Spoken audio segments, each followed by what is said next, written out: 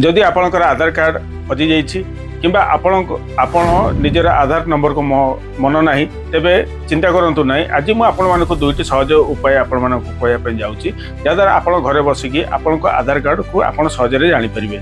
मुझे भिडियो कहीं आपण मानक कहूँ जे किछि दिन तले मो पाखक जड़े व्यक्ति आसी जे तांकर परिवार सदस्य समस्त आधार कार्ड ओरिजिनल डॉक्यूमेंट तांको बस रे यात्रा करथवा समय परिवार यात्रा करथवा समय जो डॉक्यूमेंट तांकर बैगटा थिला से जिनस को संपूर्ण सी हरई बसी जहाँ फल से पाई पारे ना एवं तांको तांकर जो आधार कौन सी डॉक्यूमेंट बा जेरक्स कॉपी किंबा कौन सी फोटोकॉपी पाखे नथिबा जोगु सेमाने बहुत वर्ष धरिकी सेमाने हरान असुविधार होइतिले। किंतु यार विकल्प सेमाने किछि व्यक्ति मो पाखक खबर देले एवं मो पाखक आसिकी मोठू बुझी नेले एवं ताकू मध्य ए सरल उपाय आपको जमीती कहवाई जाऊँगी से सरल उपाय ताकू कहली जहाँ द्वारा से तांकर आधार कार्ड को पुनरावर्ती से पाई पारे आपण मानक मध्य किपरि पाई परिबे जदि आपण मानक हेछि ताहले ए वीडियो को सेव कर रखंतु एवं यही इनफॉर्मेटिव वीडियो एवं टिप्स पाई मते आज ही फॉलो कर रखंतु जहाँ द्वारा भविष्य में आपण मानक सुरक्षित संबंधी उपाय आपण मानक कहि परिबे।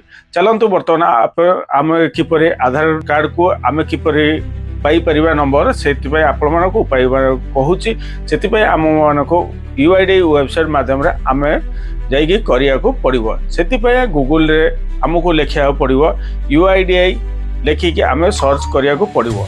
से सर्च कर सारा प्रथम वेबसाइट जोड़ाक आसो से यहाँ को आपण खोलतु खोली सारापर तापर 3 डॉट उपरे ताकू टैप करंतु। टैप कर सारापर आपण को देखैबो माय आधार गोटाए ऑप्शन आसीबो से विभाग को आपण जानतु।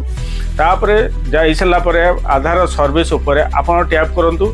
टैप कर सारापर रिटर्न आधार आपण सेटा को विकल्प बा क्लिक करके आपण सेटा को बाछि पारिबे।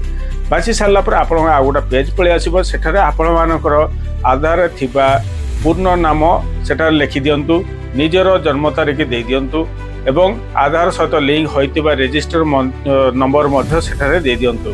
तापर आपण को कैप्चा पूरण करके सेंड ओटीपी उपरे टैप कर दियंतु। आपण पाखक ओटीपी आसीबो एवं ओटीपी आसी सारा परे ओटीपी को वेरीफाई पर आपण को निजर आधार नंबर आपण पाए सहजरे पाई परिबे। द्वितीय उपाय आपण एसएमएस माध्यम रे आपण करि परिबे जोटा कि गाँ गहली लोक मान यह वरदान सदस्य। आपण रजिस्टर मोबाइल नंबर को एक एसएमएस पठाई निजर आधार नंबर को आपण सहजरे जानि परिबे। एसएमएस रे निजर पूर्ण नाम लिखंतु। ध्यान रखंतु नाम मध्य कोनोसी आपणक स्पेस रहिबो नाही। यह परे आपणकर पिन कोड लिखंतु।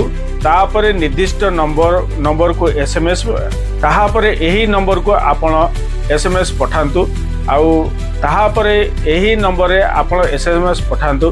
किछि समय पर एसएमएस माध्यम रे आपणक आधार नंबर आपण पाखक आसी जिवो आपण पाई जिवे। एठारे मु आपण गुरुत्वपूर्ण कथा आपण माने कहया पाई जाउची एसएमएस माध्यम रे आधार नंबर पाइबार पद्धति वर्तमान सबु क्षेत्र में उपलब्ध होई न पारे।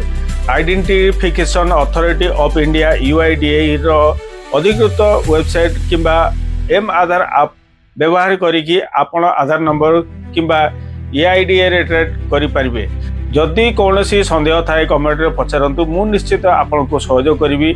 एही सूचनाटी के निज परिवार एवं सांगसाथी मानक तो निश्चित शेयर करंतु जहाँ द्वारा समस्त को एथिरे अवगत करा जाय परिबो एवं आधार संबंधी सुरक्षा से माने निजे पाई परिबे बा जदि हरान होचंते से माने उपकृत हेई परिबे। जदि एही वीडियोटा आपण मानक इनफॉर्मेटिव लागिछि ताले आपण माने प्यारा समता मते देकी हमकु सहयोग करंतु। जय हिंद जय भारत।